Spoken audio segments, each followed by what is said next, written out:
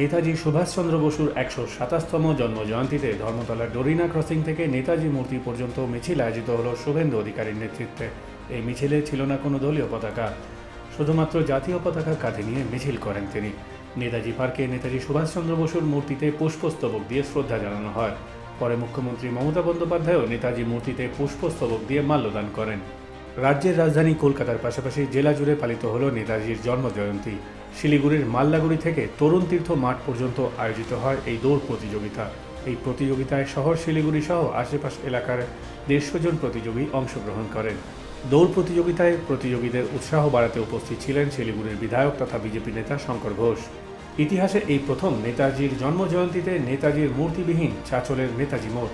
ব্যাপক ক্ষুব্ধ নেতাজি প্রেমীরা। ২০২৩ সালে জেলা পরিষদের পক্ষ থেকে চাঁচল নেতাজি মোড়ে পুরনো নেতাজির মূর্তি সরিয়ে শ্যামবাজার পাঁচমাথা মোড়ের আদলে নতুন মূর্তি বসানোর কথা বলা হয়। সেই অনুযায়ী পুরনো মূর্তি সরিয়ে দেওয়া হয়।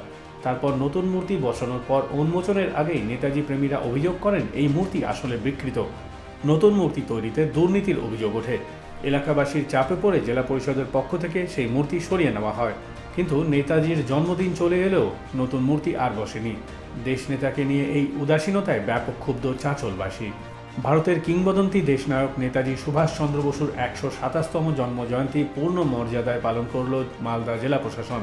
দিনটি উপলক্ষে প্রথমে ভারতীয় পতাকা উত্তোলন করে নেতাজির আবক্ষ মূর্তির প্রতি শ্রদ্ধা জ্ঞাপন করেন জেলা শাসক নিতেন সিংহানিয়া।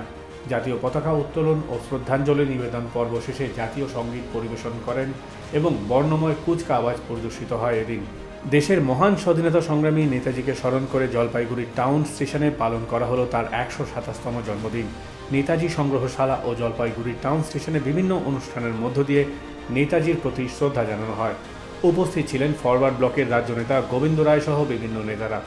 নেতাজি সুভাষচন্দ্র বসুর ফাউন্ডেশনের অন্যতম কর্মকর্তা গোবিন্দ রায় বলেন, নেতাজি সুভাষচন্দ্র বসু ১৯৩৯ সালে জাতীয় কংগ্রেসের সভাপতি থাকাকালীন জলপাইগুড়িতে আসেন।